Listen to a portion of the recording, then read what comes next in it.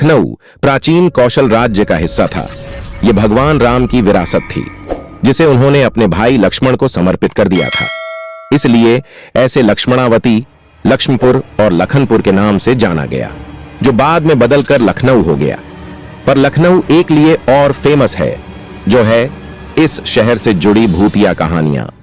जब लखनऊ विश्वविद्यालय के लाल बहादुर शास्त्री के हॉस्टल में पढ़ने वाले 3 दोस्त संजू, विशाल, राहुल के बीच शर्त लगी कि किसमें इतनी हिम्मत है जो कब्रिस्तान के अंदर एक रात बिता सके, क्योंकि यहां वो कब्रिस्तान है जिसमें 1857 में मारे गए अंग्रेजों को दफनाया गया था। और उन दोस्तों में से विशाल ने हिम्मत दिखाई और शर्त मान ली।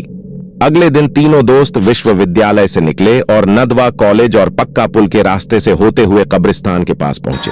रात के करीब 1 बज चुके थे। सन्नाटा छाया हुआ था और सड़क पर भी 1-2 गाड़ी वाले नजर आ रहे थे। तीनों दोस्त कब्रिस्तान में पहुंचे। कब्रिस्तान के चारों ओर दीवार टूटी हुई थी, कोई भी आसानी से अंदर जा सकता था। अब रात के करीब 1 बज चुके थे। संजू: ठीक है विशाल, कल मिलते हैं, अगर तुम जिंदा रहे तो। विशाल: अरे जिंदा क्यों नहीं रहूंगा, मुझे भूत से डर नहीं लगता है, और जब डर ही नहीं लगता फिर डर किस बात का। इतना कहकर विशाल जोर जोर से हंसने लगा। सोनू और विशाल आपस में बातें कर रहे थे, पर राहुल आसपास की कब्रों को बड़े गौर से देख रहा था और कब्रों के ऊपर लिखे नामों को बारी बारी से पढ़ते हुए बड़बड़ा रहा था। संजू: राहुल, तू कब्रों को इस तरह से क्यों देख रहा है? यहाँ सारी मर्दों की लाश है, किसी लड़की की नहीं है, ठरकी इंसान। विशाल इसका बस चले तो लड़की को कब्र से निकालकर बोले, आप बहुत सुंदर लग रही हैं, क्या आप मेरी गर्लफ्रेंड बनोगी? संजू और विशाल जोर जोर से हंसने लगे थे, जो हंसी पूरे कब्रिस्तान में गूंज रही थी। राहुल: अरे नहीं सोनू, मैं तो इन कब्रों पे लिखे नाम को पढ़ रहा था, क्योंकि पिछले हफ्ते जब मैं अंजलि के साथ यहाँ घूमने आया था तो इस थॉमस हैंक की कब्र इस कब्रिस्तान के सबसे आखिरी में थी, और मुझे इसलिए याद है क्योंकि मैंने इसी कब्र के पास से फूलों को तोड़कर अंजलि को दिया था। राहुल की बात सुन संजू और विशाल भी एक पल के लिए सोच में पड़ गए।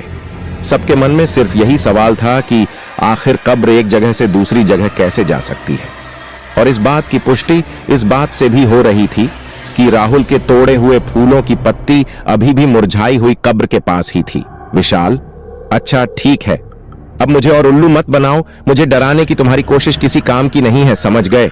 मैं इस कब्रिस्तान से अब कल सुबह ही आऊंगा, वो भी जिंदा। चलो जाओ, अब तुम दोनों मुझे अकेला छोड़ दो।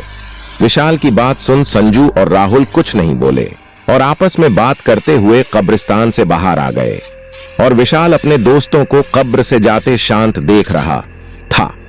और उनके जाने के बाद विशाल उसी थॉमस हैंक की कब्र के ऊपर बैठ गया और वहीं पर जमी घास को नोचने लगा। उसकी नजरें पूरे कब्रिस्तान को ताड़ ही रही थीं।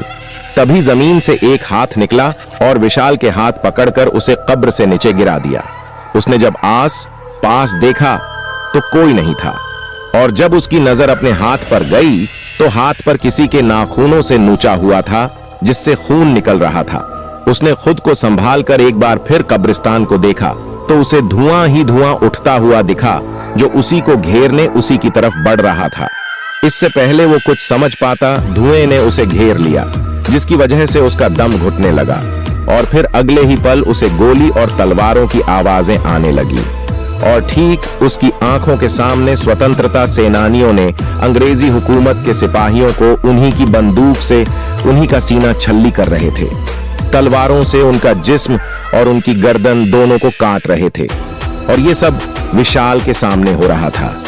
इतना सारा खून, मौत की चीखें सुनते हुए विशाल की सांसों की गर्माहट बढ़ गई थी, पर उससे पहले वो कुछ समझ पाता या इस सदमे से निकल पाता, अचानक ही किसी ने विशाल को पीछे से धक्का दिया और उसे जमीन पर गिरा दिया। उसने जब पीछे मुड़कर देखा तो कोई नहीं बल्कि संजू और राहुल ही थे, और सारा धुआं एक पल में गायब हो गया। संजू: अबे देख कितना फट्टू है ये। राहुल: अबे जब इतना डर लगता है तो यहाँ अकेले आने के लिए हाँ ही क्यों करी? जरा अपने चेहरे का रंग देख, डर के मारे कितना उतरा हुआ है। संजू और राहुल जोर से हंसने लगे, क्योंकि अचानक से धक्का लगने की वजह से वो डर गया था।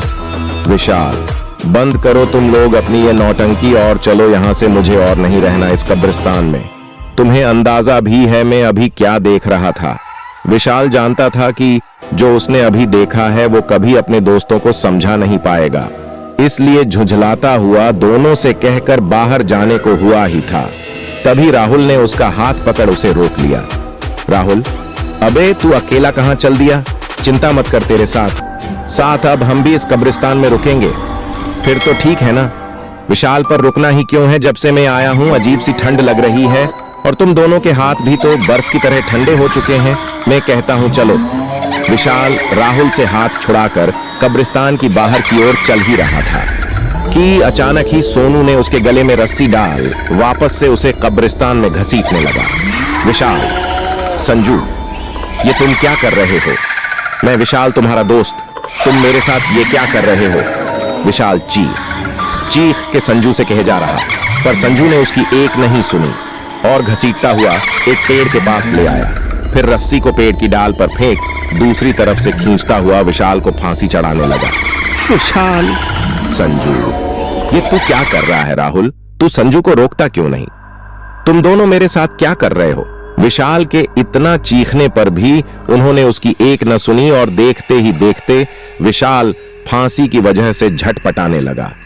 इतने में ही उन दोनों में से एक बोलता है, अब जब तू मर ही रहा है तो सुनता जा, हम वो हैं ही नहीं जो तू समझ रहा है। मैं हूं सेनापति थॉमस हैंक और ये मेरा सिपाही था। तुम भारतीय हमेशा से ही अंग्रेजी हुकूमत के गुलाम थे और गुलाम रहोगे। इतना कहकर उन दोनों का शरीर धीरे धीरे अंग्रेजी हुकूमत के सिपाहियों की पोशाक से ढक गया, जिनकी आंखों के सामने विशाल फांसी पर लटका तड़प रहा था।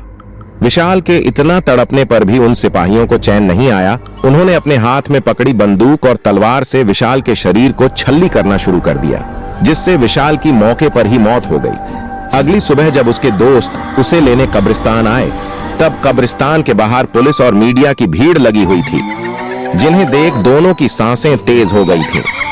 रोहित ने जब भीड़ के बीच जाकर देखा तो उसे कब्रिस्तान के कोने में पेड़ पर झूलती विशाल की लाश दिखी, जिसे देख दोनों चीखने लगे थे।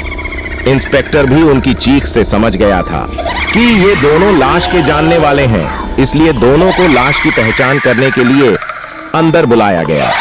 संजू और राहुल ने जब विशाल की लाश को गौर से देखा तो उनकी भी रूह कांप गई। गला जोर से दबने की वजह से विशाल की आंखों की पुतलियां बाहर आ गई थीं।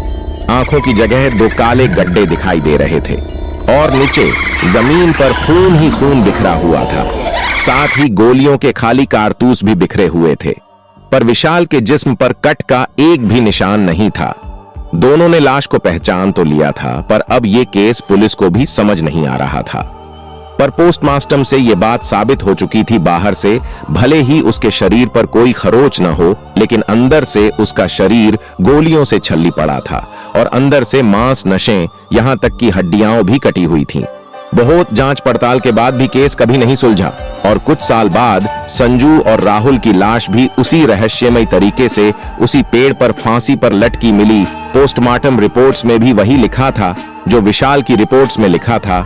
शरीर पर एक भी कट के निशान नहीं, पर अंदर से जिस्म गोलियों से छल्ली हुआ पड़ा था और तलवार से मांस के साथ हड्डियां भी कटी हुई थीं। और आज भी इस केस की फाइल लखनऊ के एक थाने में धुल खा रही है।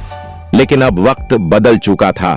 सरकार ने कब्रिस्तान को संरक्षित करते हुए चारों तरफ दीवार बनवा दी है और लाइट की सुविधा कर दी है। अब ये रोड रात भर चलती है, लेकिन आज भी तमाम रोशनी और लाइट के होने के बावजूद लोग उस कब्रिस्तान में जाने से डरते हैं। अगर मेरी ये कहानी आपको पसंद आई हो तो लाइक, कमेंट, शेयर और सब्सक्राइब जरूर करें।